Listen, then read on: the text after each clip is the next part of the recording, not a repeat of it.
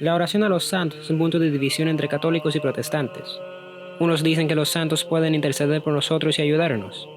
Otros dicen que rezar a los santos es una forma de idolatría y hasta necromancia.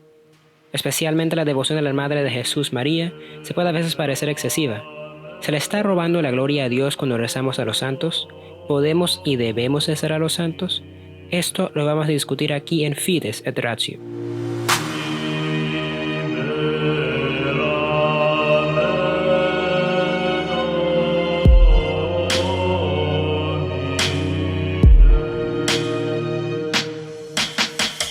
Cuando uno entra en una iglesia católica, una de las diferencias más notables comparadas con una iglesia protestante son los estatuas y pinturas de santos.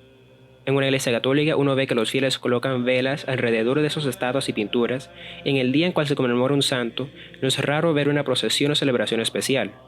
Cuando se ve toda la ceremonia y actividad alrededor de los santos, no es raro pensar que a Dios se le está quitando algo. No solo parece que una clase de idolatría está pasando, pero también que una clase de brujería está pasando, porque se le está pidiendo a espíritus de personas muertas que hagan algo. Además de idolatría y necromancia con todos los estatuas y pinturas, también parece que el primer mandamiento se está traspasando, porque en el libro del Éxodo Dios le prohíbe a los israelitas hacer imágenes para adorar. Si todas esas apariencias de pecados son verdaderas, realmente unos pecados muy graves se están cometiendo.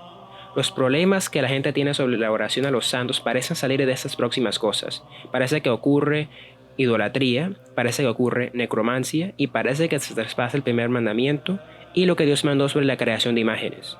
Además de eso, en el Nuevo Testamento no se ve en el texto una ocasión cuando Jesús manda a rezar a los santos y también no se ve una ocasión en que los apóstoles paran a pedir la intercesión a los santos. Vamos a ir uno por uno sobre estos puntos. Primero es la idolatría.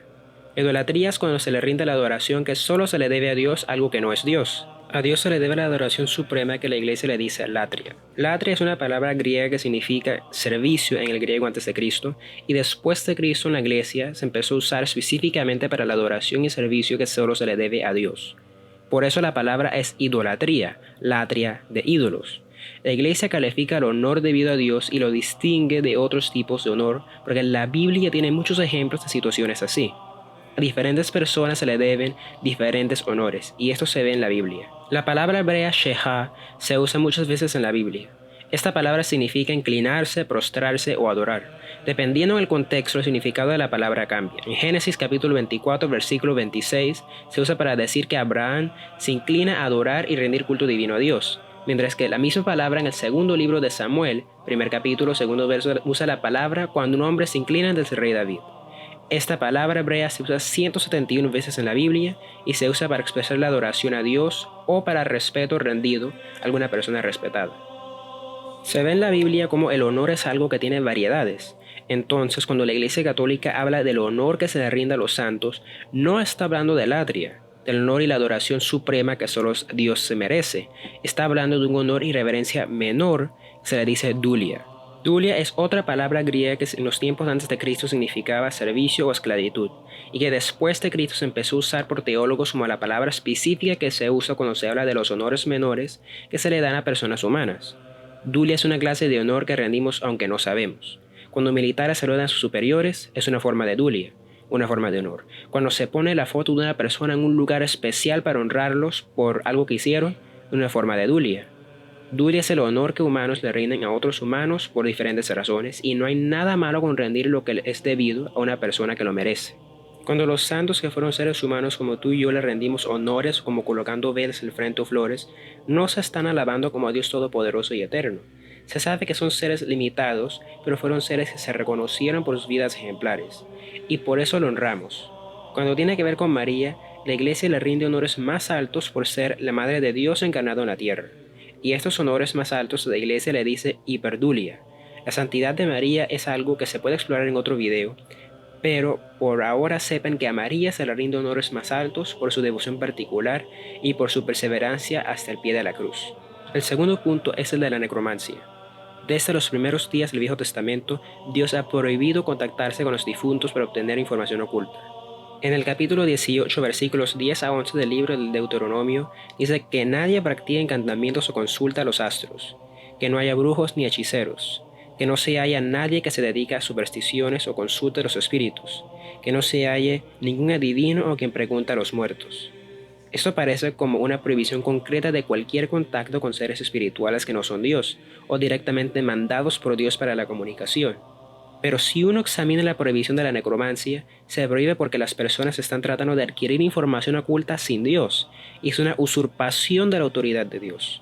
Cuando el rey Saúl le pagó a la bruja de Endor para que pudiera hablar con Samuel, lo hizo porque Dios no le había dado una respuesta a una pregunta. En ese momento Dios no le había dado la información que quería porque no era su voluntad. Como Samuel trató de adquirir la información faltando a la voluntad de Dios, fue pecado. Y por eso la necromancia es pecado, porque si Dios no te dio una información, fue por una razón buena. Y tratar de adquirir esa información sobre cual solo Dios tiene autoridad propia es una usurpación de autoridad. Cuando se le reza a los santos, no se trata de hacer que aparezcan a decirte una información oculta, trata de pedir que estos humanos que están más cerca de Dios que cualquiera de nosotros intercedan por nosotros antes de Dios. La prohibición contra la necromancia trata de una usurpación de la autoridad de Dios, mientras que la intercesión de los santos nos dice que Dios es supremo y Él manda. Tenemos que pedirle a Él que nos ayude.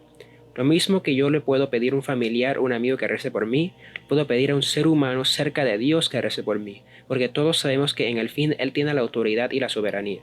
El tercer punto es que parece que la veneración de los santos quebra el primer mandamiento cuando dice en el 5º capítulo de Deuteronomio: no te harás ídolos, no te harás figura alguna de las cosas que hay arriba en el cielo o aquí debajo en la tierra, ni de lo que hay en las aguas debajo de la tierra. Ante ellas no te hincarás ni le rendirás culto, porque yo, el Señor tu Dios, soy un Dios celoso que castigo la maldad de los padres en los hijos hasta la tercera y cuarta generación de los que me odian. Esto parece prohibir la fabricación de cualquier clase de imagen, pero vemos que esta no es la situación. En el capítulo 25 del libro del Éxodo, Dios manda que se hagan estatuas de 2 querubines para el arca de la alianza. Después, en el capítulo 21 del libro de Números, Dios manda hacer una serpiente de bronce. También en el libro de Reyes, el primer libro, en el 6º capítulo, habían 2 estatuas de ángeles en el templo y el rey Salomón mandó a decorar las paredes del templo con imágenes de ángeles, palmas, árboles y flores. Vemos que la prohibición no es una prohibición absoluta, es una prohibición con una razón. Se prohibió la construcción de imágenes y ídolos porque la gente de ese tiempo estaban muy dispuestas a adorar estatuas como Dios. La serpiente de bronce se tuvo que destruir eventualmente en el 2º libro de Reyes, capítulo 18, porque la gente estaba empezando a alabarlo como a Dios. La transformación de estatuas a objetos de idolatría era un peligro muy presente para el pueblo de Israel. En el mundo en el cual vivían los israelitas, las culturas paganas que vivían alrededor no creían que los estatuas solo eran una representación de sus dioses, sino creían que eran esos dioses. Y se necesitaba una prohibición para prevenir que cayeran en idolatría. Otra consideración es que Dios no se había revelado en un aspecto para poder hacer una estatua que lo representaba. Cuando Cristo se encarnó, ya Dios se podía mirar. Como dice el primer capítulo, versículo 15 de la carta a los Colosenses, Él es imagen de Dios invisible, primogénito de toda la creación. Antes Dios no tenía imagen, pero empezó a tener una cara que se podía ver y tocar. Cuando uno ve obras artísticas de las catacumbas en Roma, uno ve imágenes de los primeros mártires. Los primeros cristianos no tenían miedo de tener obras de arte de los santos y de Cristo porque ya Dios tenía una imagen en la tierra. También ellos no tenían el mismo peligro de alabar esas imágenes como los pueblos en el Viejo Testamento. Finalmente vemos la objeción que ni Cristo ni los apóstoles mandaron a pedir intercesión de los santos. Si vemos en el Nuevo Testamento, lo primero que tenemos que ver es cuando Pablo habla del cuerpo de Cristo. En la primera carta a los Corintios, capítulo 12, empezando en el versículo 12, las partes del cuerpo son muchas, pero el cuerpo es uno. Por muchas que sean las partes, todas forman un solo cuerpo. Así también Cristo. Hemos sido bautizados en el único Espíritu para que formáramos un solo cuerpo, ya fuéramos judíos o griegos, esclavos o libres, y todos hemos bebido del único Espíritu. Un solo miembro no basta para formar un cuerpo, sino que hacen falta muchos. Supongan que diga el pie, no soy mano y por lo tanto yo no soy el del cuerpo. No por eso deja de ser parte del cuerpo. Si lees el resto del capítulo ves más de esta teología del cuerpo de Cristo, pero nada más en estos versículos vemos que todos los bautizados son partes del cuerpo de Cristo. Cuando nos morimos, no nos separamos del cuerpo, todavía estamos unidos al cuerpo de Cristo. Estamos unidos en Cristo y ni la muerte nos separa tanto como creemos. Cuando le pedimos a un santo que rece por nosotros, ellos están directamente conectados con Dios y con nosotros y pueden saber las circunstancias que ocurren aquí en la tierra.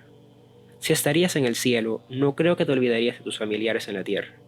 Es más, quisieras pedirle a Dios que ayude a tus seres queridos.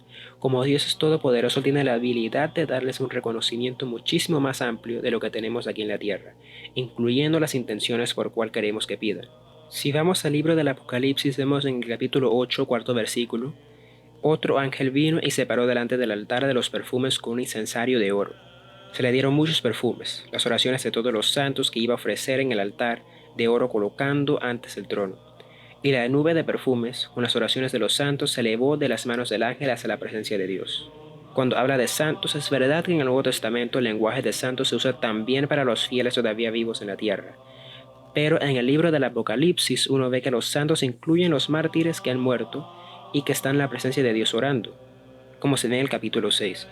Aunque no es mencionado en las escrituras que los apóstoles mismos pedían la intercesión de santos, que se puede atribuir a que no muchos creyentes en Cristo habían muerto a cuales podían pedir intercesión, los discípulos de ellos sí lo hacían.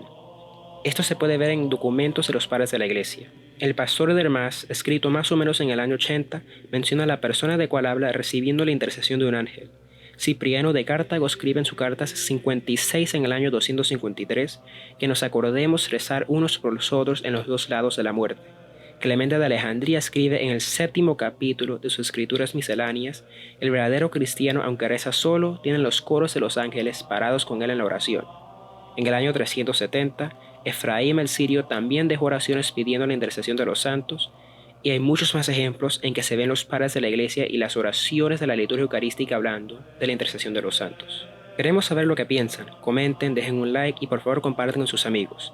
Hasta la próxima, acuérdense, la verdad nos librará.